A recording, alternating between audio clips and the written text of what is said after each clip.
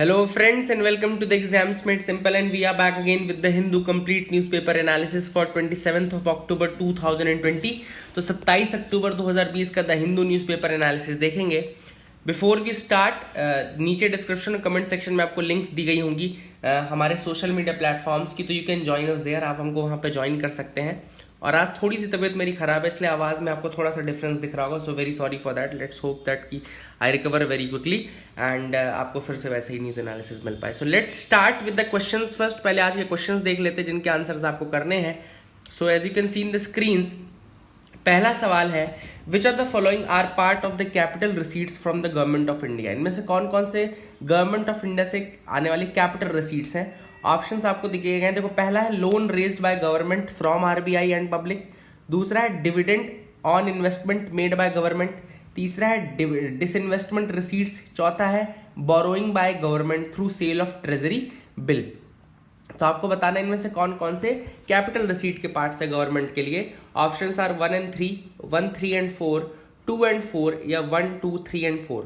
Question number 2 है match the following list. अब आपको लोकेशंस दी गई हैं, ये हड़प्पन साइट्स हैं एक तरीके से। आपको अभी प्रेजेंट लोकेशन बताना है कहाँ पर है। तो जैसे बनवाली है और लोथल है, कालीबंगन है, कोटदीजी है, और राइट हैंड साइड में आपको सिंध, राजस्थान, गुजरात, हरियाणा लिखा है। तो आपको बताना है मैच करना है बेसिकली कि ए का क्या होगा, बी का क्या होगा, इस तरीके से आपको मैच करना है, ठीक है ना। तीसरा सवाल है ईस्टर्न मोस्ट हड़प्पन साइट इनमें से कौन सी है। Which of the following is the eastern most Harappan site. Options are A Rakhigarhi, B Chanhudaro, C Dholavira या डी गनवेरी वाला।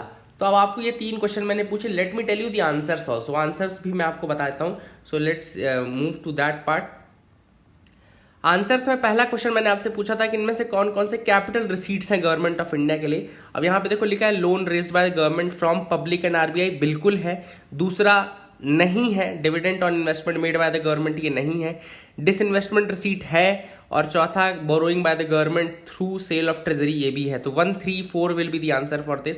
क्वेश्चन नंबर 2 मैंने पूछा था आपसे कि करंट लोकेशन से मैच करने, तो इसका आंसर होगा 4, 3, 2, 1।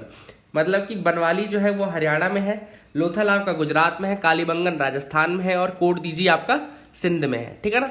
ईस्टर्न मोस्ट हड़प्पन साइट पूछी थी तो उसका आंसर होगा Rakhigarhi. Rakhigarhi will be the eastern most Harappan site. तो ये आपको याद रखना है। अब आप कर क्या सकते हैं, होमवर्क आपके लिए क्या है कि मुझे northern most, southern most, western most तीनों साइट्स बताइए आप, और रखीगढ़ी के इंपॉर्टेंट कैरेक्टरिस्टिक्स बताइए कमेंट सेक्शन में। रखीगढ़ी के इंपॉर्टेंट कैरेक्टरिस्टिक्स और नदर्न, सदर्न और वेस्टर्न मोस्ट साइट्स भी बताइएगा आप, ठीक है ना, ऑफ द हड़प्पन सिविलाइजेशन। अब आते हैं map of the day exercise की तरफ। मैप ऑफ द डे हम हर दिन लगभग एक मैं मैप उठाता हूं, करता हूं आपके लिए। Let's see. अब आपको दिख रहा होगा स्क्रीन में यहाँ पे Pakistan, Afghanistan, India, China, 4 countries दिख रही होंगी। Pakistan, Afghanistan, India and China. और ये जो मैप है इसमें बेसिकली मैं आपको जम्मू कश्मीर का रीजन दिखाना चाहता था कि किस तरीके से अलग अलग पार्ट्स में डिवाइडेड है। जैसे सबसे पहले ग्रीन वाला जो रीजन आपको दिख रहा होगा, पीओके वाला रीजन, जिसको पाकिस्तान ऑक्यूपाइड कश्मीर बोलते हैं, जिसको पाकिस्तान ने ऑक्यूपाई कर लिया था and they haven't seeded that back. यहाँ पे गिलगिट बाल्तिस्तान वाला रीजन आता है, ठीक है ना। तो गिलगिट बाल्तिस्तान इसी वाले रीजन में आता है। देन आपको लाइन ऑफ कंट्रोल भी दिख रही होगी। लाइन ऑफ कंट्रोल भी मैंने दिखाने की कोशिश की, तो एलओसी इज ऑल्सो देयर। और उसी पे देखो कारगिल सिचुएटेड है, Kargil is also situated there, ठीक है ना। देन बीच में जो ये टेरिटरी है ceded by Pakistan to China, देखो 1963 में जो ये वाला रीजन है, ये territory ceded by Pakistan to China 1963 में, इसको हम सक्शगम वैली बोलते हैं। SAKSHGAM, सक्शगम वैली बोलते हैं इसको, ठीक है ना। ये टेरिटरी सीड कर दी थी पाकिस्तान ने चाइना को। फिर ये रेड जो कम्युनिस्ट साइन है, रेड वो वाला जो रीजन है, देखो उसको अक्साई चीन बोलते हैं। अक्साई चीन वाला रीजन है जिसको चाइना ने ऑक्यूपाई करके रखा है। अक्साई चीन वाला region that is also part of India only, but वो चाइना के ऑक्यूपेशन में है, ठीक है ना। और वहीं से देखो India China line of actual control, LAC जो यहां से पास हो रही है, ठीक है ना। LAC यहां से देखो पास हो रही है, ठीक है। अब थोड़ा और डिटेल में मैं आपको ये मैप दिखाता हूं। मैं क्यों दिखा रहा हूं ये मैप, क्योंकि आपको पूछता है, क्वेश्चन पूछ लेता है कई बार। तो ये देखो पीओके वाला रीजन दिख रहा है। पीओके ऊपर मैंने आपको सक्शगम वैली वाला रीजन दिखाया जिसमें लिखा है area ceded by Pakistan to China. और ये देखो बीच में अक्साई चीन और जो ये वाला रीजन है सक्शगम वैली, इसके बीच में जो पास है वो है Karakoram pass. The Karakoram pass is situated between the two, ये सक्शगम वैली और अक्साई चीन के बीच में, ठीक है ना। उसके जस्ट नीचे काराकोरम पास के नीचे देखो सियाचिन ग्लेशियर है। There is a Siachen glacier also line of control दिख रही है। फिर कारगिल दिख रहा है, कारगिल इधर साइड श्रीनगर नीचे दिख रहा हो, श्रीनगर के थोड़ा सा नीचे अगर आप इधर ईस्टवर्ड जाएंगे तो लेह दिख रहा है आपको, ठीक है ना। सियाचिन ग्लेशियर लेह के जस्ट ऊपर ऊपर दिख रहा होगा। फिर आपको ये अक्साई चीन से पास होने वाला काराकोरम हाईवे दिख रहा होगा, तो काराकोरम हाईवे की लोकेशन भी देख लीजिए। अगर आपसे कोई पूछे कि काराकोरम हाईवे कहां पर है तो वो भी आप कम से कम बता पाए, ठीक है ना। और लेह के जस्ट इधर नीचे आएंगे आप, जब हिमाचल प्रदेश में एंटर करेंगे तो आपको रोहतांग पास दिखेगा, है ना, दिख रहा है ना रोहतांग पास। और श्रीनगर के नीचे इधर देखो तो जम्मू दिख रहा होगा, जम्मू, ये सब हाईवेज बने हुए हैं जम्मू के नीचे देखो, है ना। तो this is the map of Jammu Kashmir, जिसमें कि मैं अलग अलग रीजन्स आपको दिखाने के लिए मैंने ये मैप उठाया। I hope you are able to see most of the part. Jammu Kashmir का रीजन, काराकोरम पास दिख रहा होगा आपको, अक्साई चीन दिख रहा होगा, सक्शगम वैली दिख रही होगी, सियाचिन ग्लेशियर दिख रहा होगा, लेह वाला रीजन दिख रहा होगा, कारगिल, श्रीनगर और जम्मू कश्मीर दिख रहा है, लद्दाख दिख रहा है, रोहतांग पास दिख रहा है, कल्पा दिख रहा है। ओके तो ये सारे रीजंस मैंने आपको बता दिया। तो I hope you got clarity regarding that as well, है ना। आगे मूव करते हैं, न्यूज़पेपर एनालिसिस की तरफ जाते हैं, देखते हैं क्या क्या इंपॉर्टेंट न्यूज आइटम है। तो एज यू कैन सी, सबसे पहली न्यूज है centre promises law to check stubble burning. अब स्टबल बर्निंग आप सबको पता है बहुत एक बड़ा फिनोमिना है, स्पेशली 2-3 स्टेट्स में। कौन कौन से स्टेट्स हैं? तो basically these states are the states of Uttar Pradesh, आपका पंजाब वाला रीजन, जो हरियाणा वाला रीजन है। So Uttar Pradesh, Punjab, Haryana, these are the states जहां पे सबसे अधिक स्टबल बर्निंग होती है।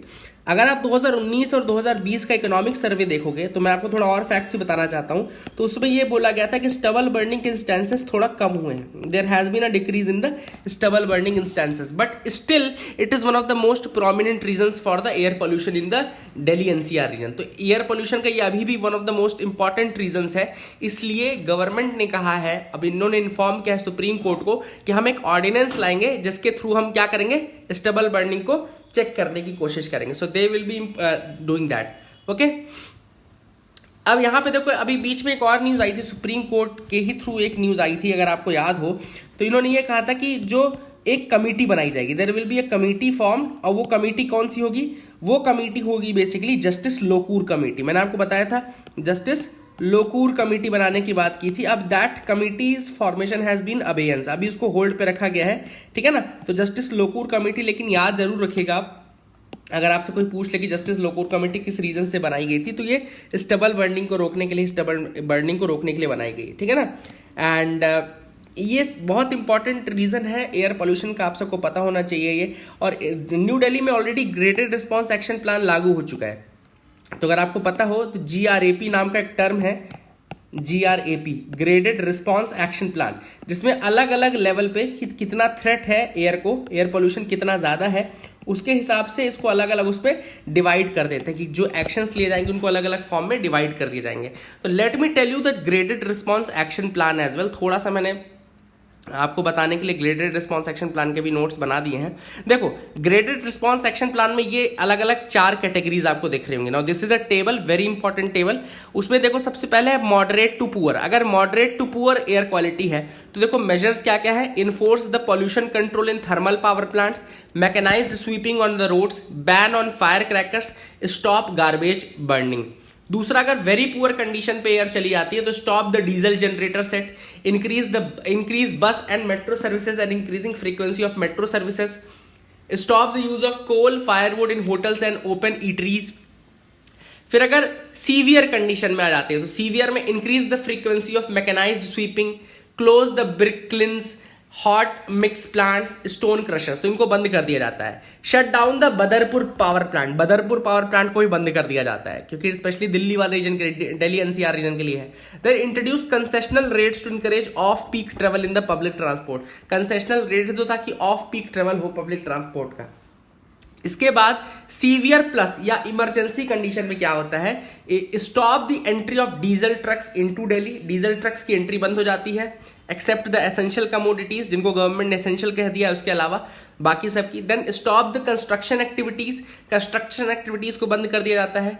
Introduce odd and even scheme, odd and even scheme कब आती है, सीवियर प्लस या emergency. Then shutting off the schools, schools को बंद भी कर दिया जाता है। तो ये देखो ग्रेडेड रिस्पॉन्स एक्शन प्लान था, थोड़ा मैं आपको बताना जरूरी समझता हूं। तो सेंटर जो लॉ ला रहा है वो इन सब के बाद, अब वो स्टबल बर्निंग अभी भी खत्म नहीं हुई, तो इसको बंद करने के लिए बेसिकली इन्होंने अब एक लॉ लाने की बात की, ऑर्डिनेंस के माध्यम से ये करेंगे, है ना। लेकिन graded response action plan important था, मैंने आपको चारों कैटेगरी बता दी, उसमें क्या क्या स्टेप्स लिए जाते हैं वो बता दिया। आई होप आपको समझ में आ गया होगा। अगली जो न्यूज है, hope rise for Oxford vaccine. तो ऑक्सफोर्ड की वैक्सीन का फेज 3 ट्रायल चल रहा है, आपको पता होना चाहिए, इंपॉर्टेंट है ना।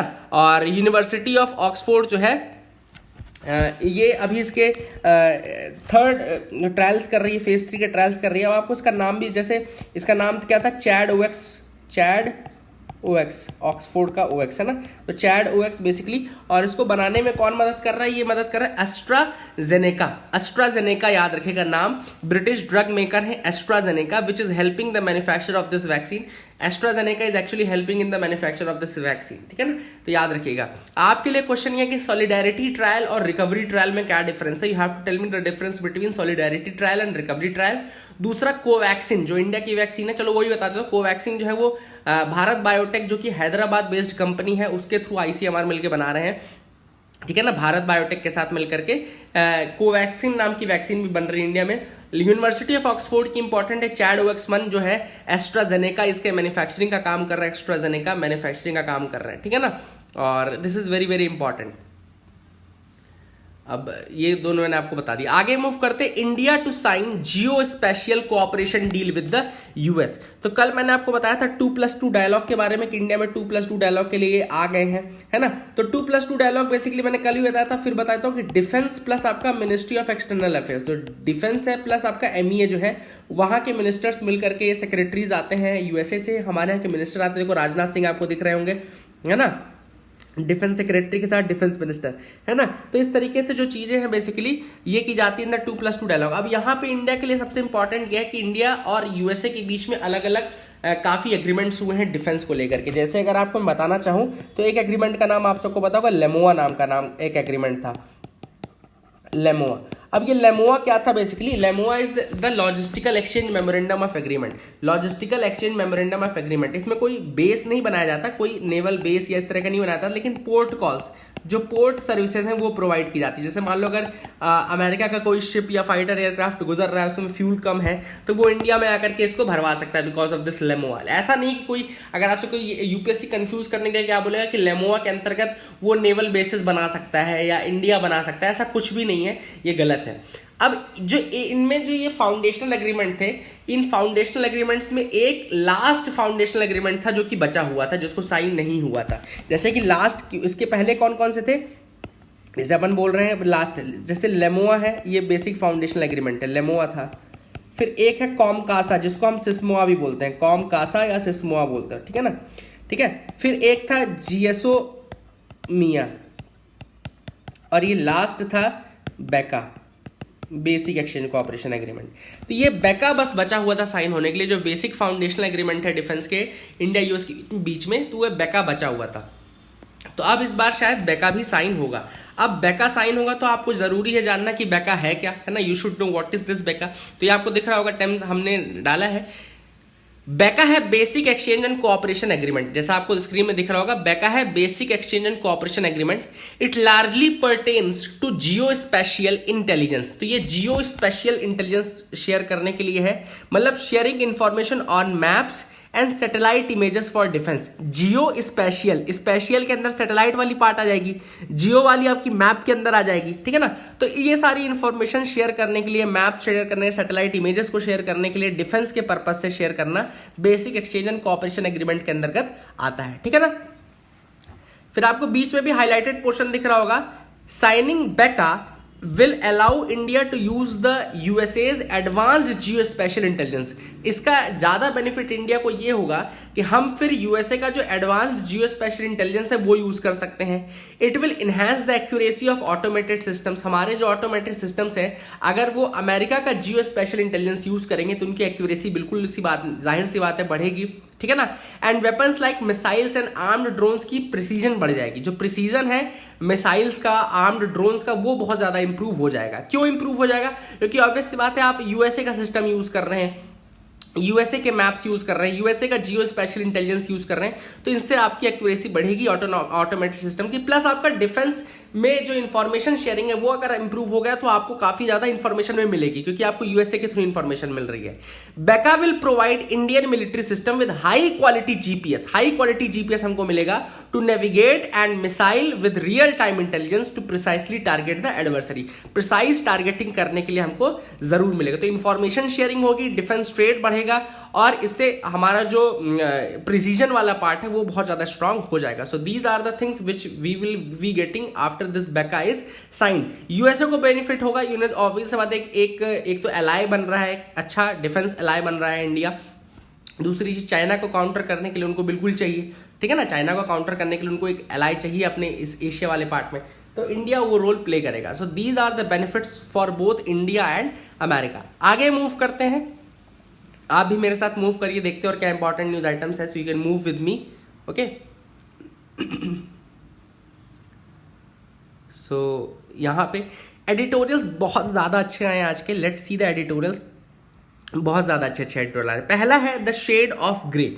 अब द शेड ऑफ ग्रे जो आर्टिकल है ये लिखा गया है because of the Pakistan grey list in the FATF. आप सबको पता है कि पाकिस्तान जो है वो एफएटीएफ की ग्रे लिस्ट में है, ठीक है ना। तो अब सबसे पहली बात कि एफएटीएफ के बारे में आपको कुछ चीजें तो पता है कि एफएटीएफ कब बना था, 1989 में बना था, G7 के इनिशिएटिव में बना था। स्टार्ट हुआ था तो मनी लॉन्ड्रिंग को काउंटर करने के लिए बना था। 2001 में इसके अंदर एक और काम डाल दिया गया जिसको हम बोलते हैं टेरर फाइनेंसिंग, टेरर फाइनेंसिंग को स्टॉप करने का।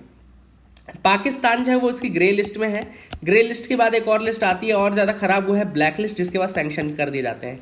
ग्रे लिस्ट को हम बोलते हैं monitored jurisdiction, monitored jurisdiction, monitored jurisdiction बोलते हैं। ब्लैक लिस्ट को हम बोलते हैं कॉल टू एक्शन, ठीक है ना। तो monitored jurisdiction is your grey list and call to action is your black list. तो these are the basic facts regarding FATF. अब हम आर्टिकल पे आते हैं। आर्टिकल में सबसे पहले ऑथर ने कहा है कि पाकिस्तान जो एफएटीएफ में की ग्रे लिस्ट में ही है अभी भी, और फरवरी 2021 में दोबारा से इसका रिव्यू होगा। फरवरी 2021 में दोबारा रिव्यू होगा और तब तक उसको अपने सारे काम जो उन्होंने नहीं किए हैं वो करने पड़ेंगे।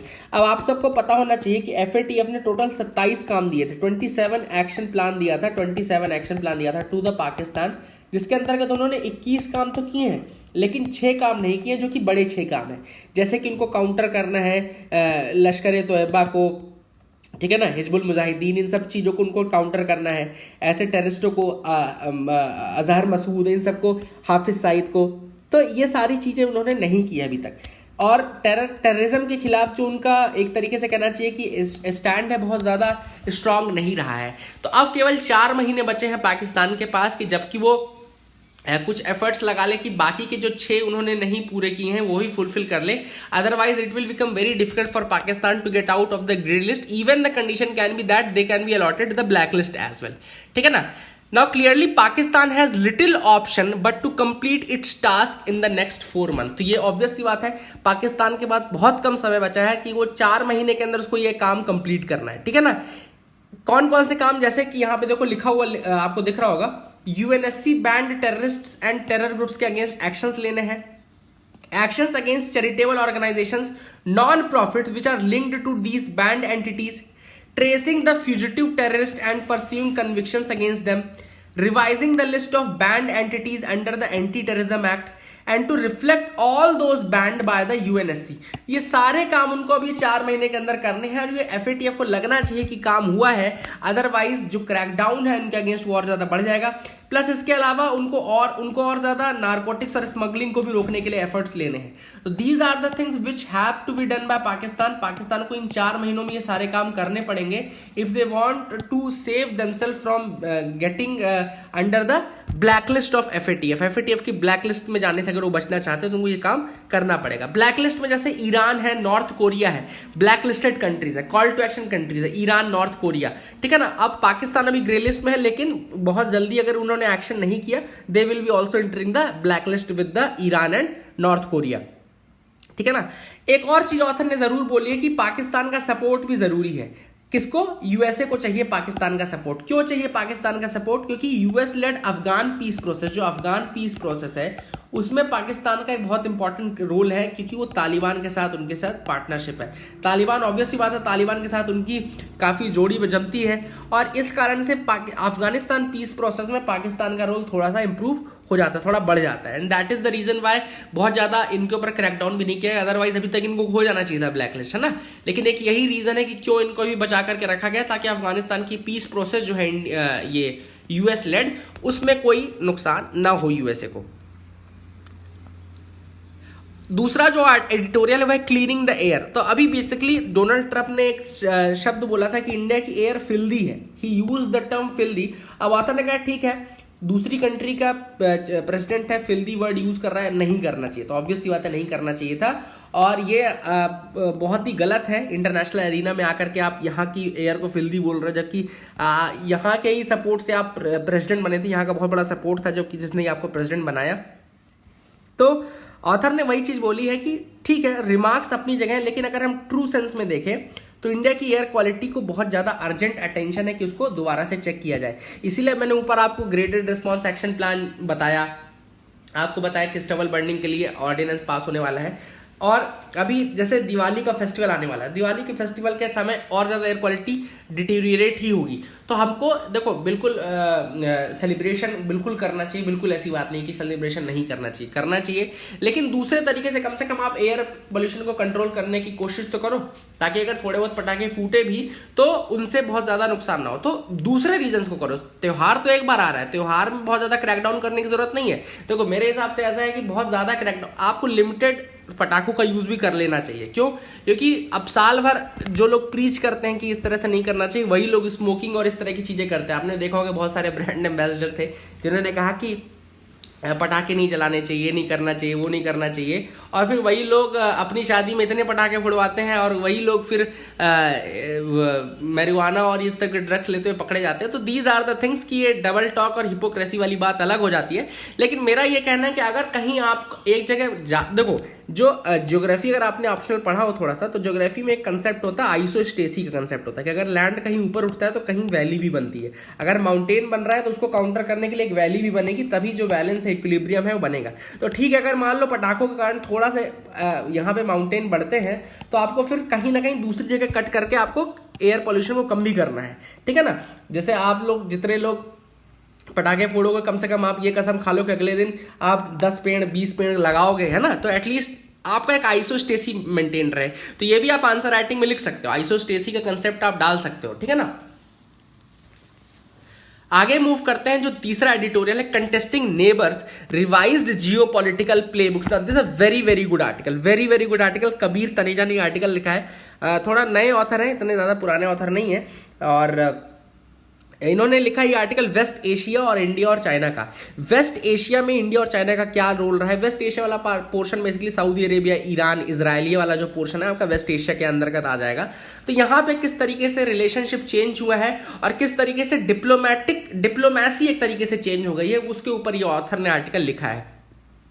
सबसे पहले ऑथर ने बोला है कि अगर हम 2020 के पहले की बात देखें, अभी 2020 के पहले जब तक ये कोविड-19 और ये सब इश्यूज नहीं आए थे इंडिया चाइना के बीच में, तो वेस्ट एशिया की तरफ काफी ज्यादा रुझान था इंडिया का। चाहे जो नरेंद्र मोदी गवर्नमेंट जब से आया तो इजराइल के साथ उन्होंने अच्छे रिलेशंस, अच्छे टर्म्स बनाने की कोशिश की है, सऊदी अरेबिया के साथ अच्छे टर्म्स बनाने की कोशिश की है, यूएई के साथ हमारे, अबू धाबी के साथ हमारे रिलेशंस अच्छे रहे, आईपीएल हो रहा है वो भी एक इसका परिचायक ही है। लेकिन ऑथर ने कहा कि ईरान के साथ हमारे रिलेशन ठीक चल रहे थे, लेकिन जब से सैंक्शंस लगाए, मतलब कि जब सैंक्शंस लगा दिए गए ईरान के ऊपर, सैंक्शंस के बाद ईरान के साथ हमारे रिलेशन सही नहीं रहे, ईरान के साथ हमारे टर्म्स जो हैं वो सही नहीं रहे। चाहे आपने देखा होगा कि जो जहेदान वाला रेलवे लाइन था उसका हमसे प्रोजेक्ट ले लिया गया, इसके अलावा फरजाड भी गैस फील्ड से हमको बाहर कर दिया गया। तो इस तरह की कुछ चीजें हुई जिससे पता चलता है कि ईरान के साथ हमारे रिलेशंस अच्छे नहीं रहे। अब ऑथर ने कहा कि advantage is to the Beijing, advantage जो है वो चाइना के पास है। क्यों? क्योंकि चाइना ने बहुत ज्यादा कैपिटलाइज किया है वेस्ट एशिया वाले रीजन को। अगर आपने देखा हो तो चाइना ने एक सबसे इंपॉर्टेंट चीज ये की है कि इन्होंने एक अल्टरनेटिव प्रोवाइड कर दिया है अमेरिका का। ओके, आज तक जो वेस्ट एशिया खुद को अमेरिकन सिक्योरिटी सेफ्टी नेट के अंतर्गत मानता था, उसको पता चल गया कि अब दूसरा एक ऐसा पावर है जो कि अमेरिका के बराबर ही है, बहुत ज्यादा उनसे कम नहीं है, और वो अल्टरनेटिव है चाइना। चाइना ने एक अल्टरनेटिव प्रोवाइड किया, सबसे इंपॉर्टेंट चीज। दूसरी चीज, अगर आपने देखा हो तो अभी रिसेंटली पहले जो डिफेंस का पूरा जिम्मा जो था ये वेस्ट एशिया वाला, वो यूएसए ने उठा के रखा था, लेकिन अब यूएई जैसे उन्होंने चाइनीज लूंग ड्रोन्स, उन्होंने चाइना के ड्रोन्स यूज करना शुरू कर दिया है, ठीक है ना। जबकि वो पहले रीपर ड्रोन यूज करते थे जो कि यूएसए के थे, जब यूएसए ने मना किया तो उन्होंने तुरंत चाइनीज लूंग ड्रोन्स में शिफ्ट कर गए। तो ये दिखाता है कि कहीं ना कहीं वो डाइवर्सिफाई कर रहे हैं, जो वेस्ट एशिया उनको एक अल्टरनेटिव प्रोवाइड कर दिया चाइना ने। दूसरा ये कि गल्फ इकोनॉमी जैसे कि सऊदी अरेबिया हो गई, गल्फ इकोनॉमी में सऊदी अरेबिया हो गई या ये सब है, now they want to shift away, और वो डाइवर्सिफाई कर रहे हैं, मार्केट्स डाइवर्सिफाई कर रहे हैं। सिर्फ पेट्रो डॉलर और पेट्रोलियम और इन सब बेस्ड इकोनॉमी से काम नहीं चलेगा, क्योंकि ये चीज समझ में आ गई, क्योंकि कोविड-19 के टाइम में जब डिमांड कम हुई तो यही जीसीसी थी जो रोते घूम रही थी, है ना, यही ओपेक थे, यही जीसीसी थे जो रो रहे थे। तो वही चीज ऑथर ने कही है कि यहाँ पे बेसिकली सबसे इंपॉर्टेंट चीज वही है कि इनको डाइवर्सिफाई करने की जरूरत है, मार्केट्स को डाइवर्सिफाई करने की जरूरत है, उनको प्रोडक्ट्स बेचने भी पड़ेंगे और खरीदने भी पड़ेंगे। इसके लिए कोई एक कंट्री तो काम आएगी नहीं, China is one such country जो कि एक अच्छा खासा अल्टरनेटिव प्रोवाइड कर सकता है। तो चाइना एक अच्छा खासा अल्टरनेटिव प्रोवाइड करता है, that is the reason why China का जो पकड़ है वो ज्यादा है, एडवांटेज काफी ज्यादा है। अब ऑथर ने कहा है कि यहाँ पे एक कंट्रास्ट देखने को मिलेगा, अगर आप इंडिया और चाइना की उसमें देखोगे तो इंडिया और चाइना में तो बीजिंग रिसेंटली बहुत ज़्यादा उन्होंने रोल बहुत ज़्यादा इंटेंसीफाई कर दिया, चाहे वो $400 बिलियन का एक आपने देखा होगा कि स्टैंडिंग एग्रीमेंट बनाया है ईरान एंड चाइना ने, ठीक है ना। Beijing taking advantage of US president Donald Trump's abandonment of the Iran nuclear deal. तो ईरान न्यूक्लियर डील से जैसे ही अबैंडन किया डोनाल्ड ट्रम्प ने, उसके बाद उसका सबसे अधिक बेनिफिट किसने उठाया? चाइना ने उसका सबसे अधिक बेनिफिट उठाया। उन्होंने ईरान के साथ $400 बिलियन की 25 साल की स्टैंडिंग डील कर ली। तो एक तरीके से मतलब 25 साल तक तो बहुत मुश्किल है कि अब कोई दूसरी कंट्री चाइना को रिप्लेस कर सकते हैं ईरान। दूसरा, वो पहले एक पैसिव रोल प्ले करता था, चाइना जो था वो इन्वॉल्व था वेस्ट एशिया में लेकिन passively. Now they are no longer happy with their passive role in the West Asia, therefore they want to involve actively. अब वो एक्टिवली इन्वॉल्व होना चाहते हैं और अपना रोल और ज्यादा एक्टिव करना चाहते हैं, ठीक है ना। Beijing is now ready to offer an alternative model for investment and influence. तो एक अल्टरनेटिव मॉडल प्रोवाइड कर रहा है फॉर इन्वेस्टमेंट एंड इन्फ्लुएंस। और एक और इंपॉर्टेंट चीज, जैसे अगर आपने देखा Iranian foreign minister Mohammad Javad Zarif ने कहा था कि चाइना उनको एक नया फोरम प्रोवाइड कर रहा है to address the regions tension. It provides them a new forum to address the region's tension, which is an alternative to the West-led ecosystem। देखो सबसे इंपॉर्टेंट चीज है कि आज तक जो वहां पे इकोसिस्टम था वो वेस्ट लेड था, वेस्ट डोमिनेटेड था, मतलब यूएसए डोमिनेटेड था, ठीक है ना। तो अब वही चीज बोली जा रही है कि एक नया फोरम है which will be acting as a replacement for this West led model. जो अभी तक सिक्योरिटी का वेस्ट लेड मॉडल था उससे अब एक नया अल्टरनेटिव मिल रहा है, ठीक है ना। ऑथर ने ये चीजें बताई ना। ऑथर ने इंडिया को भी यही कहा है कि हमको जो रीजन पे और ज्यादा इन्वेस्ट करने की जरूरत है। इजराइल ने अभी रिसेंटली पीस डील साइन की थी यूएई और बहरीन के साथ, उसके बाद जो ये रीजन है और ज्यादा स्टेबल हो जाएगा। Now the region will become more stable, Gulf region. और दूसरी चीज कि हमको इस स्टेबिलिटी का फायदा उठाना चाहिए, प्लस हमको प्रैक्टिकली सोचना चाहिए, जो हमारे इंटरेस्ट है उनको देना चाहिए। तो वहां पे इंटरेस्ट लेड डिप्लोमेसी बोलते हैं इसको, इंटरेस्ट लेड डिप्लोमेसी। बहुत ज्यादा आपको आइडियोलॉजी बेस्ड डिप्लोमेसी नहीं करना चाहिए। तो मूव अवे, देखो यहाँ पे एक टर्म लिख लेना, move away from ideology led diplomacy. इसके ऊपर आप लिख भी सकते हैं, क्वेश्चन लिख सकते हैं। वैसे मैंने आपको मेंस के क्वेश्चन आप दिए हैं, नीचे डिस्क्रिप्शन कमेंट में लिंक देख लेना, मेंस के क्वेश्चन की भी लिंक मैं दे दूंगा, तो आप उसके आंसर्स लिखने की कोशिश करें। आज के एडिटोरियल से ही है। तो यहां पे देखो लिखा है move away from the ideology led diplomacy to the interest led diplomacy, interest led diplomacy. तो बहुत ज्यादा आपको ये नहीं देखना कि हमसे आइडियोलॉजी किसकी मैच कर रही है, कौन डेमोक्रेसी फेवर कर रहा है, कौन नहीं कर रहा है। हमको देखना है कि हमारे इंटरेस्ट कहां पे फुलफिल होंगे। तो इंटरनेशनल एरिना में यही चीज है जो कि मैटर करनी है। There are no permanent friends, there are no permanent enemies, only there are permanent interests. तो ये बिल्कुल सही शब्द है कि there are no permanent friends, there are no permanent enemies, only there are permanent interests. तो इसको याद रखेगा। आगे देखें, द मैनी लेसन्स फ्रॉम कोविड-19। अब ये जो आर्टिकल है ये कोविड-19 और उसके क्या क्या लेसन्स हमको मिलते हैं, कितना हमने किया है और कितना सही किया है और कितना अच्छा कर सकते हैं, ये सारी चीजें यहाँ पे मेंशन की गई। काफी अच्छा आर्टिकल है, स्वामीनाथन ने आर्टिकल लिखा है। लेट्स सी क्या क्या पॉइंट्स हैं। सबसे पहले ऑथर ने मेंशन किया है पैंडेमिक और उसका इम्पैक्ट जो था वो डिफरेंशियल था। डिफरेंशियल क्यों था? क्योंकि विमेन पे ज्यादा था, दूसरे सेक्शंस पे कम था। विमेन पे ज्यादा था और मार्जिनल सेक्शंस पे ज्यादा था, जो वल्नरेबल सेक्शंस थे उन पे ज्यादा था, ठीक है ना। अब यहां पे देखो लिखा है there has been a significant gains in the infant mortality. अभी कुछ साल पहले अगर आप देखो तो हमको इन्फेंट मोर्टेलिटी में भी अच्छा खासा इंप्रूवमेंट देखने को मिला। फिर हमको मैटरनल मोर्टेलिटी ये रेट में भी ज़्यादा अच्छा इंप्रूवमेंट देखने को मिला। तो मतलब हमारी जो कंडीशंस थी वो इंप्रूव हो रही थी, चाहे वो इन्फेंट मोर्टेलिटी हो चाहे मैटरनल मोर्टेलिटी हो, दोनों में।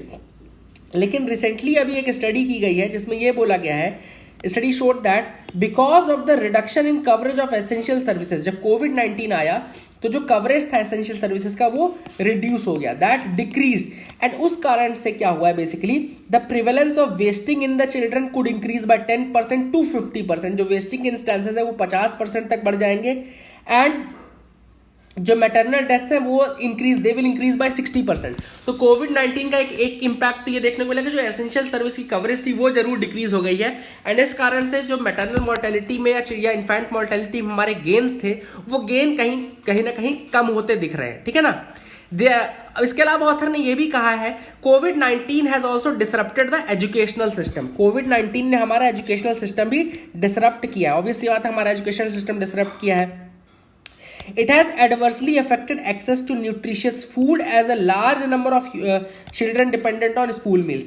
स्कूल मील्स पे बहुत सारे चिल्ड्रन जो थे वो बेस्ड, जैसे कि बहुत सारे अगर आपने बच्चे देखे होंगे तो मिड डे मील्स के ऊपर डिपेंडेंट रहते हैं। तो मिड डे मील्स जब स्कूल ही बंद है तो मिड डे मील नहीं लगे। अब मिड डे मील नहीं लगा तो इस कारण से बहुत सारे बच्चे थे जो कि अपना प्रॉपर डाइट नहीं ले पाए। इस कारण से जो अंडर नरिशमेंट या माल न्यूट्रिशन के जो इम्पैक्ट है वो और ज्यादा बढ़ गया। अंडर नरिशमेंट और माल न्यूट्रिशन का इम्पैक्ट और ज्यादा बढ़ गया। तो these are the things which are there. इसके अलावा another worrying development is the surge in domestic violence. एक और चीज देखने को मिली इस बार सबसे अधिक जिसका इम्पैक्ट था वो था डोमेस्टिक वायलेंस का। तो डोमेस्टिक वायलेंस के जो केसेस थे वो बढ़ गए in the time of pandemic. महिलाएं जो थी वो घर में थी, उनसे और ज्यादा काम की एक्सपेक्टेशन हो गई, है ना। दूसरी चीज की पूरी फैमिली लगभग साथ फंस गई, तो इसलिए जो इंस्टेंसेस थे ये बढ़ गए। फिर जैसे कुछ लोग को बीच में शराब या इसके आदी रहते हैं, उनको वो नहीं मिला, इस कारण से वो उनका भी जो नेचर था वो चेंज होता गया। And all these things led to the increase in the violence against women. जो डोमेस्टिक वायलेंस था वो बढ़ गया। In India, a third of women said that they had previously experienced domestic violence, but less than 1% sought help from the police. एक और दूसरी चीज ये भी है कि इंडिया में जो 1/3 महिलाएं हैं वो बोलती हैं कि उनके साथ डोमेस्टिक वायलेंस हो चुका है, बट उनमें से केवल 1% ही ऐसी रहती है जो पुलिस की या इसकी मदद लेती हैं, otherwise they don't go against their family.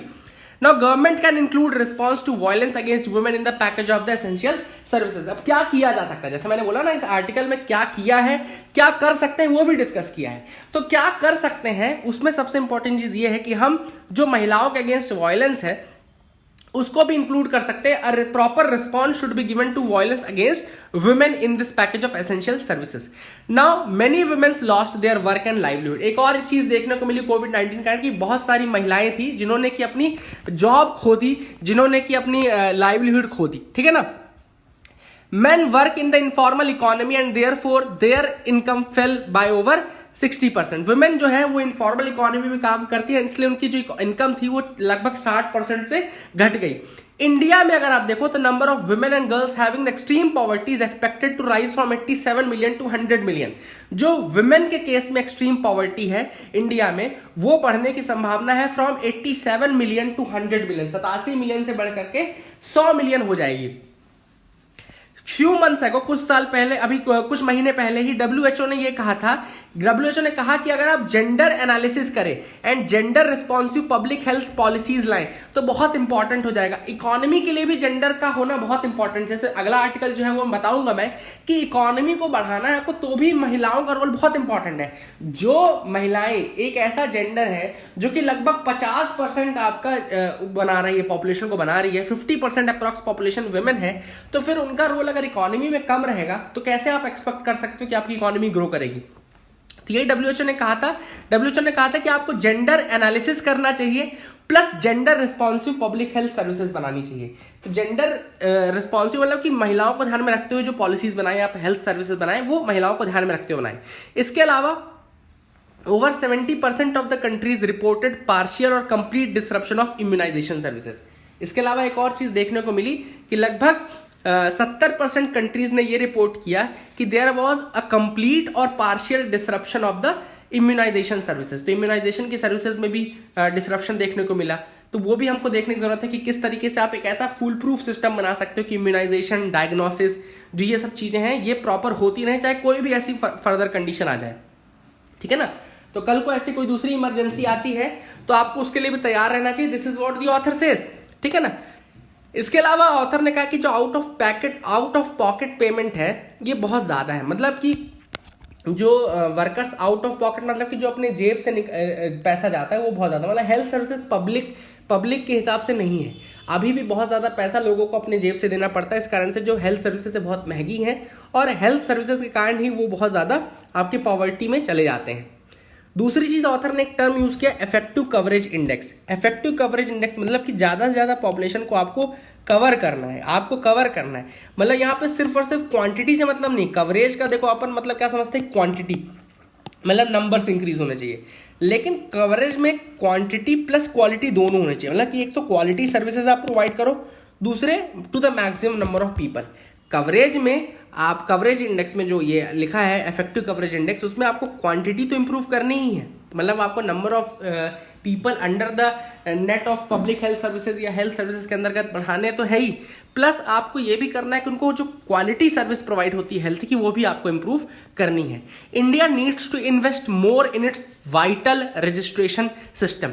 जो उनके वाइटल रजिस्ट्रेशन सिस्टम है इंडिया में, उस पर और ज्यादा इन्वेस्ट करने की जरूरत है। जो हेल्थ की चेकअप होते रहे, प्रॉपर चेकअप होता रहे, वाइटल्स चेक होते रहे, प्लस आपके हेल्थ सर्विसेज जो है वो सबको मिल पाए, ये सब इंडिया को ज्यादा से ज्यादा करना पड़ेगा।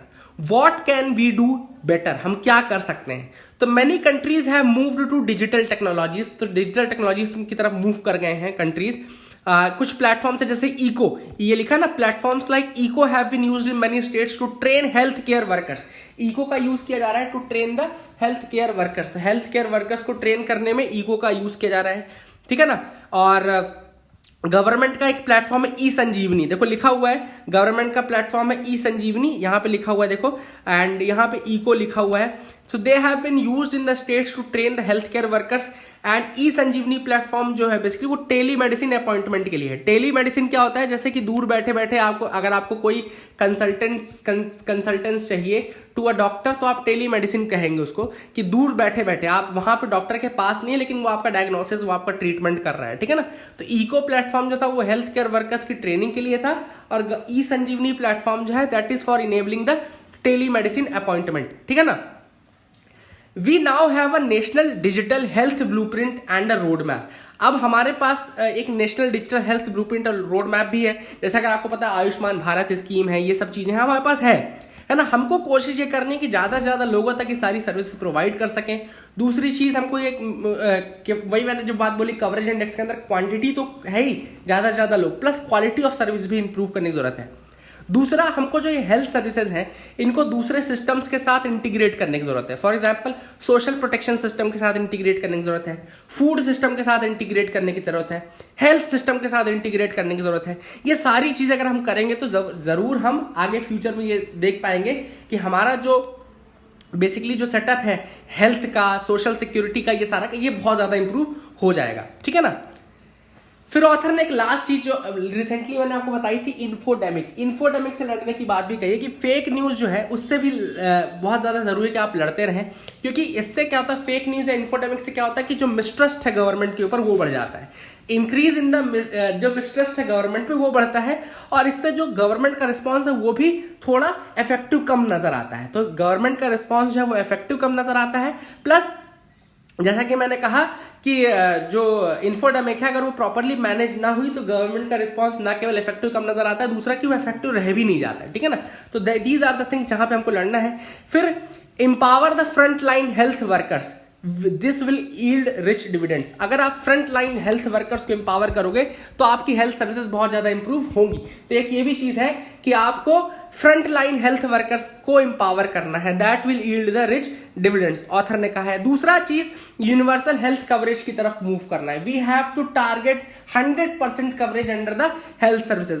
तो यूनिवर्सल हेल्थ कवरेज की तरफ आपको मूव करना है and we have to keep in mind how to involve citizens and the people it is trying to serve and have them involve in developing the services that are bringing to them.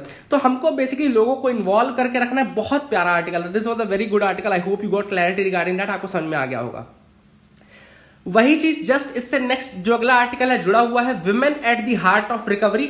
अब ये जो article है same इसमें भी वही चीज बोली गई है कि दो मेन चीज हमको ध्यान में रखनी है कि एक तो हमको क्लाइमेट चेंज से लड़ना है, जो क्लाइमेट चेंज हो रहा है, जो इस तरीके की चीजें बढ़ती जानी है, हमको इन्वायरमेंट मतलब इको फ्रेंडली मेजर्स के साथ आगे बढ़ना है। दूसरा विमेन या इस जेंडर जो विमेन जेंडर है उसको हमको बहुत ध्यान में रखना है क्योंकि that is very important for the recovery of the economy. Economy की रिकवरी के लिए बहुत ज्यादा इंपॉर्टेंट है। ऑथर ने कैसे बोला है, देखो ऑथर ने यहाँ पे कोट किया है आईएमएफ को कोट किया, उन्होंने कहा कि अगर आप मतलब कि अगर आप विमेन का पार्टिसिपेंट बढ़ा देते हैं इसमें इकोनॉमी में तो लगभग आपकी जीडीपी 27% से बढ़ जाएगी। तो your GDP will increase by 27%, आपकी जीडीपी 27% से बढ़ जाएगी अगर आप विमेन का पार्टिसिपेशन बढ़ा देते हैं, फीमेल लेबर रेट पार्टिसिपेशन जिसको बोला जाता है। इंडिया का जो female labour rate participation it is one of the lowest among the जो डेवलपिंग कंट्रीज है उनमें अगर देखा जाए तो उनमें बहुत कम है। इंडिया का 15 to 59 के एज ग्रुप में जो फीमेल लेबर रेट पार्टिसिपेशन है वो केवल 25.3% है। This is one of the lowest rates in the world में वन ऑफ द लोएस्ट है, ठीक है ना। और ये मैंने आपको बता ही दिया कि इंटरनेशनल मॉनेटरी फंड ने कहा है कि आपका जीडीपी 27% तक बढ़ जाएगा अगर आप वर्कफोर्स में महिलाओं का रोल बढ़ा दो तो। उसी लिए काफी सारे प्रोविजन भी आते हैं, कई ये देखा होगा आपने, जेंडर बजटिंग भी की जाती है। जेंडर बजटिंग भी एक मेथड है जिसके थ्रू आप प्रॉपर एलोकेशंस करते हो वुमेन फेवर में उसमें जाकर के और उनका रोल बढ़ाने की कोशिश करते हो इन द इकोनॉमी, ठीक है ना। ऑथर ने कहा कि मनरेगा ने काफी इंपॉर्टेंट रोल प्ले किया है तो उसमें और ज्यादा आपको कोशिश करनी चाहिए कि वुमेन स्पेसिफिक पॉलिसीज आप बना सके, ठीक है ना, आप कर सकते हैं। देन अभी एक दिशा इनिशिएटिव, यूएनडीपी का इनिशिएटिव देखो लिखा हुआ है Disha. It is a UNDP initiative supported by the IKEA foundation. IKEA foundation इसको सपोर्ट करता है। It has reached 1 million women and girls with skills and livelihood opportunities. तो जो ये दिशा इनिशिएटिव है ये लगभग 1 मिलियन विमेन और गर्ल्स तक पहुंच चुका है and it has provided them with the skills and livelihood opportunities. तो स्किल्स और लाइवलीहुड अपॉर्चुनिटीज प्रोवाइड होनी है। This initiative has shown the benefits of investing in local jobs for women and vulnerable community. तो ये जो आपका initiative है यानी कि ये जो दिशा इनिशिएटिव है ये दिखाता है कि किस तरीके से अगर आप विमेन के ऊपर इन्वेस्ट करो या किसी भी वल्नरेबल कम्युनिटी पे इन्वेस्ट करो लोकल जॉब्स के लिए ही तो वो कितना ज्यादा इंपैक्ट क्रिएट कर सकता है। तो basically this is the learning that we get from these initiatives, है ना। तो ये ऑथर ने यहाँ पे बोला है दिशा इनिशिएटिव के बारे में। तो I hope you got clarity regarding that. आगे मूव करते हैं, देखते हैं और क्या इंपॉर्टेंट न्यूज आइटम्स हैं। तो बेका के बारे में मैंने आपको ऑलरेडी बता दिया है। Supreme Court keeps Lokur's committee appointment in abeyance, ये मैंने आपको बता दिया था ऑलरेडी कि ये बनाई गई थी committee to monitor the stubble burning. Uttar Pradesh, Punjab, Haryana के रीजन्स में स्टबल बर्निंग को मॉनिटर करने का काम करेगा प्लस उनको कम करने के लिए सजेशंस देगा, ठीक है ना। तो अभी इसको अबेयंस में रखा गया है, तो लेट्स सी क्या होता है। First sea plane service set to be launched soon. पहली सी प्लेन सर्विस लॉन्च की जाएगी। अब what is this sea plane service, क्या होती है सी प्लेन सर्विस, मैं आपको बताता हूं। इंडिया का पहला सी प्लेन सर्विस जो है वो गुजरात में 31 अक्टूबर को लॉन्च किया जाएगा। ओके, 31 अक्टूबर को लॉन्च होगा। उस दिन सरदार वल्लभ भाई पटेल की एनिवर्सरी भी है, ये भी आपको पता होना चाहिए, है ना। और ये जो सी प्लेन सर्विस है ये प्रोवाइड करेगी air connectivity from Sabarmati river front to the Statue of Unity जो कि केवड़िया गुजरात में लोकेटेड है, ठीक है ना। तो साबरमती रिवर फ्रंट से लेकर के जो कि अहमदाबाद में है वहां से स्टैच्यू ऑफ यूनिटी जो आपका केवड़िया में है उसके बीच में ये सी प्लेन सर्विस प्रोवाइड की जाएगी। स्पाइस जेट एयरलाइंस है जो कि ये सी प्लेन सर्विस प्रोवाइड करेगा। सी प्लेन होता क्या है, तो sea plane is basically an amalgamation, एक मिक्सचर होता है of the properties of speed plus utility properties of an aeroplane and a boat. तो एक एरोप्लेन और बोट दोनों की यूटिलिटीज को मिक्स करके एमलगमेट करके आप बनाते हैं तो वो सी प्लेन बन जाता है। इसमें विंग्स होते हैं लेकिन फिक्स्ड विंग्स होते हैं, ठीक है ना। And it can take off and land on water. Seaplane जो है वो टेक ऑफ भी हो सकता है वाटर से और वाटर में लैंड भी कर सकते हैं। इसके दो एग्जांपल्स है, फ्लाइंग बोट्स और फ्लोट प्लेन्स बोलते हैं। Flying boats and float planes बोलते हैं। कौन इसकी सर्विस रन करेगा? तो स्पाइस जेट, मैंने आपको ऑलरेडी बता दिया, स्पाइस जेट करेगा with the help of a French manufacturing company, है ना। तो स्पाइस जेट इंडिया में इसको करेगा, ठीक है। इसके अलावा अगली जो न्यूज थी वो थी an end to the chapter of dictatorship in Chile. तो कल मैंने आपको चिली का मैप दिखाया था ना, साउथ अमेरिका का मैप दिखाया था, उसमें चिली, बोलीविया, पराग्वे, उरुग्वे सब दिखाया था, है ना। तो उसी की न्यूज है, देखो यहां पे है। मैं पिछली वाली न्यूज आपको बता दूंगा फिर से। Chileans vote for a new constitution. अब क्या है बेसिकली, चिली में अभी तक वहां पे एक तरीके से कहना चाहिए कि डेमोक्रेसी नहीं थी, मतलब एक तरीके से मतलब कॉन्स्टिट्यूशन में वहां पे डेमोक्रेसी नहीं थी। डिक्टेटर था Augusto Pinochet. Augusto Pinochet was the dictator of the Chile, है ना। And now Chileans are voting for a new constitution. एक नए कॉन्स्टिट्यूशन के लिए वोट किया है चिलियंस ने, कल भी मैंने आपको बताया था। तो अभी तक क्या था वहां पे एक जो कॉन्स्टिट्यूशन चल रहा था that was a dictated constitution by the Augusto Pinochet. और ये जो मूवमेंट है चिली में, ये स्टार्ट क्यों हुआ? तो ये मूवमेंट चिली में एक्चुअली स्टार्ट हुआ था over small hike in metro fares. जो मेट्रो का किराया था, मेट्रो फेयर था, वो बढ़ गया था, इस कारण से स्टार्ट हुआ था।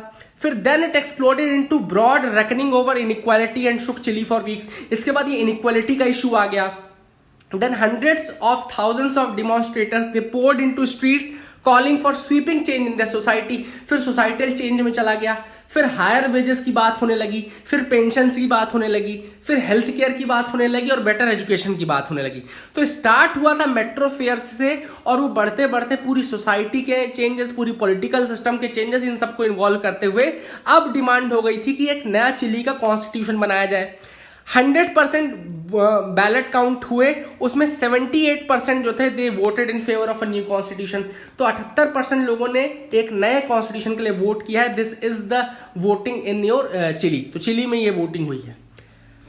अगले जो न्यूज है देखो, यहाँ पे लिखा है बीजेपी टेक्स आउट तिरंगा यात्रा इन ऑन एक्सेशन डे। तो कल जो था ये एक्सेशन डे था। एक्सेशन डे मतलब कि वो दिन जब महाराजा हरि सिंह ने साइन किया था instrument of accession with India. Okay, India के साथ उन्होंने इंस्ट्रूमेंट ऑफ एक्सेशन साइन किया था। ओके, तो उसी दिन को एक्सेशन डे के रूप में सेलिब्रेट किया जाता है। तो इसमें एक तिरंगा यात्रा की गई थी। It was in order to show उन लोगों के लिए ये एक तरीके से रिस्पॉन्स था जो लोग जो नेशनल फ्लैग है उसको नहीं मानते, जो तिरंगा को नेशनल फ्लैग नहीं मानते। कुछ पार्टीज हैं जम्मू कश्मीर में ऐसी जो कि they don't consider Tiranga to be the national flag of India. For that them this Tiranga Yatra was carried out on the accession day. तो I hope you got clarity regarding that as well. आगे आपको समझ में आ गया होगा। चिलियंस का वोट हमने आपको बता ही दिया। OPEC hopeful that fresh lockdown will not dent the energy demand। तो OPEC ने ये कहा है कि दे आर होपफुल कि जब नया लॉकडाउन लग रहा है वो एनर्जी डिमांड को कम नहीं करेगा। मैंने आपको ऊपर ही बताया था कि OPEC ये लोग पहले भी बहुत परेशान रह चुके हैं, therefore they are diversifying their economy, इसीलिए वो अपनी इकोनॉमी को डाइवर्सिफाई भी कर रहे हैं। This is the same reason, है ना। तो वही चीज यहाँ पे अब आई गई कि वो लोग कह रहे हैं। अब कुछ और न्यूज आइटम्स थे जो कि इसमें नहीं मिले। तो new species of echinops found in Sahyadri mountains. एक नई स्पीशीज है एक्िनॉप्सिस या एक्िनॉप्स बोलते हैं इसको, उसकी एक नई स्पीशीज सह्याद्री माउंटेन्स में मिली है। एक्िनॉप्सिस होता क्या? It's a large genus of cacti native to South America. एक कैक्टाई का ये नेटिव होता है साउथ अमेरिका का, नेटिव है साउथ अमेरिका में। एक्िनॉप्सिस बोलते हैं, जीनस है कैक्टी का, ठीक है ना। और इसको कई बार हेजहॉग कैक्टस भी कहा जाता है, सी अर्चिन कैक्टस भी कहा जाता है, या ईस्टर लिली कैक्टस भी कहा जाता है। Hedgehog cactus, sea urchin cactus और ईस्टर लिली कैक्टस, एक्िनॉप्सिस याद रखेगा। Now Echinopsis is a genus of about 130 species of flowering plants found in tropical and North Africa, the Mediterranean basin and West Asia। तो कहाँ मिलते हैं? लगभग 130 species है flowering plant की। ट्रॉपिकल एंड नॉर्थ अफ्रीका में, मेडिटेरेनियन बेसिस में, waste Asia में पाया जाता है एंड जापान और चाइना तक एक्सटेंड होता है। हाईएस्ट नंबर जो है इसका 76 taxa, it is concentrated in the Iranian plateau. Iranian plateau में हाईएस्ट नंबर है 76, है ना। ये स्पीशीज यहाँ पे पाई जाती हैं। 5 species are found in India including 2 in Maharashtra. 5 इसकी स्पीशीज जो है वो इंडिया में भी पाई जाती है, ठीक है ना। अब यहाँ पे जो मिला है ये एक्िनॉप्सिस, ये एक्िनॉप्सिस सह्याद्रिकस, सह्याद्री से लिया गया है। सह्याद्री माउंटेन्स वेस्टर्न घाट्स वाले रीजन को आपको पता है सह्याद्री बोला जाता है। तो सह्याद्रिकस एक्नोप्सिस सह्याद्रिकस, ये राजगढ़ फोर्ट जो है सह्याद्री माउंटेन्स में, वहां से मिला है, ठीक है ना, इसको याद रखेगा। अब मैं कल हिंदू देख रहा था, उसमें कुछ स्पेस रिलेटेड क्वेश्चंस थे, द हिंदू के ही क्वेश्चंस हैं, बिल्कुल मैं कुछ और नहीं बता रहा हूं आपको, द हिंदू के क्वेश्चंस है स्पेस रिलेटेड, मुझे अच्छे लगे, मैं आपको इंक्लूड कर दिए मैंने, आपको बताता हूं। Who holds the record for most number of space walks by a women? तो पैगी विटसन याद रखेगा, Peggy Whitson holds the record for most space walks by a women. Putting a space suit, इसको क्या बोलते हैं? जब आप space suit पहनते हैं उसको donning of the space suit बोलते हैं, and removing of the space suit इसको doffing of the space suit. अच्छी न्यूज थी ये। Then during a total lunar eclipse, जब टोटल लूनार एक्लिप्स होता है तो small bit of sun's light hit the moon, small जो सन की लाइट होती है वो हिट करती है मून को।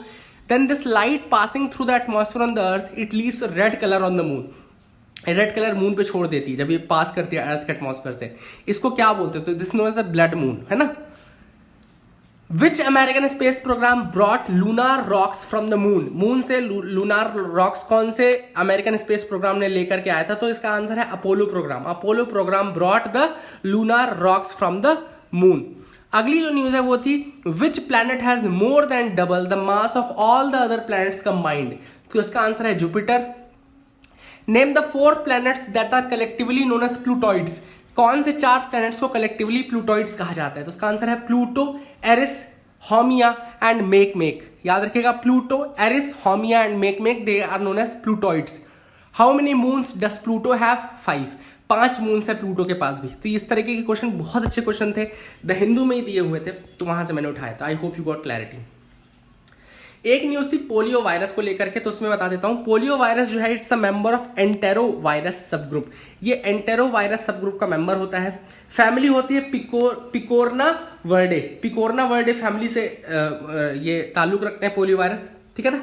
इसके 3 वेरिएंट होते हैं, 3 सेरोटाइप होते हैं, P1, P2 and P3, and they are inactivated by heat, formaldehyde, chlorine and ultraviolet lights. कौन कौन सी चीजें इनको इनएक्टिवेट करती हैं? Heat, formaldehyde, chlorine and ultraviolet light. Polio को जो डिसीज होती है उसको हम पोलियोमाइलाइटिस बोलते हैं। We call that poliomyelitis. It's a viral disease and ये करता क्या है? Destroys the nerve cells. ये क्या करता है? डिस्ट्रॉय करता है नर्व सेल्स को present in the spinal cord. Spinal cord में जो नर्व सेल्स प्रेजेंट रहते हैं उसको ये डिस्ट्रॉय करता है, विच कॉजेज पैरालिसिस और मसल वीकनेस। ये क्या कॉज करता है? पैरालिसिस या मसल वीकनेस कॉज करता है। And it is a contagious disease affecting the nervous system and is caused by picornaviridae polio virus. तो जैसा मैंने बताया कि पिकोनोवर्डे बोलते हैं इसको पोलियो वायरस, ये कंटेजियस डिसीज है और नर्वस सिस्टम को अफेक्ट करता है। It destroys the nerve cell present in the spinal cord. ये भी मैंने आपको बता दिया। These are the things which are important. This virus is transmitted by person to person through the following ways. Faecal oral route होती है, contaminated water और food, इसके थ्रू भी ये ट्रांसफर हो सकता है। फिर पीएनबी फ्रॉड केस था, ये भी न्यूज में था कि नीरव मोदी की जो बेल रिक्वेस्ट है ये सब कैंसिल की गई है। तो यहाँ पे जो पीएनबी फ्रॉड केस था वो था क्या? बेसिकली केस था लेटर ऑफ अंडरटेकिंग्स का।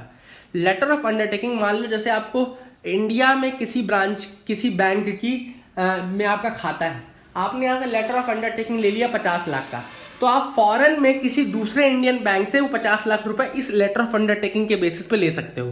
तो एलओयू का पूरा केस था, लेटर ऑफ अंडरटेकिंग का यूज करके पीएनबी से पैसे निकाले गए थे, ठीक है ना, वो था ये। तो लेटर ऑफ अंडरटेकिंग याद रखिएगा, it is used to obtain short term credit. Letter of undertaking is used to obtain short term credit from overseas branches of other Indian banks. जो दूसरे इंडियन बैंक्स हैं उसकी ओवरसीज ब्रांचेस से पैसा लेने के लिए है।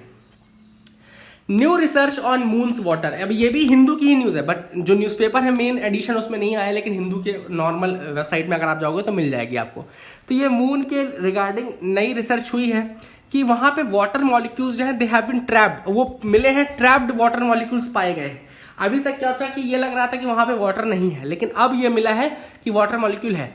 यहाँ पे नासा का मिशन है आर्टेमिस मिशन, जो कि अमेरिकन एस्ट्रोनॉट्स को मून तक भेजेगा और वापस लेकर आएगा, ठीक है ना। आर्टेमिस मिशन याद रखिएगा, नासा का मिशन है मून के रिगार्डिंग, ठीक है ना। अब ये जो डिस्कवरी हुई है सोफिया टेलीस्कोप के थ्रू हुई है, okay. Infrared telescope on SOFIA, infrared telescope था सोफिया में लगा हुआ था, उसके थ्रू ये डिस्कवरी हुई है। SOFIA is a modified Boeing 747 airplane that flies high in the earth atmosphere. याद रखिएगा, सोफिया एक बोइंग एयरप्लेन है जो कि अर्थ एटमॉस्फेयर में हाई मूव करता है। और जो ये वाटर फॉर्मेशन है, वाटर जो मिला है ये क्लेवियस नाम के मैसिव क्रेटर में मिला है, क्लेवियस नाम के मैसिव क्रेटर में मिला है, ठीक है ना। So that is it for the day friends, I hope you like our video, please do like share subscribe, keep loving us, keep sharing us, thank you.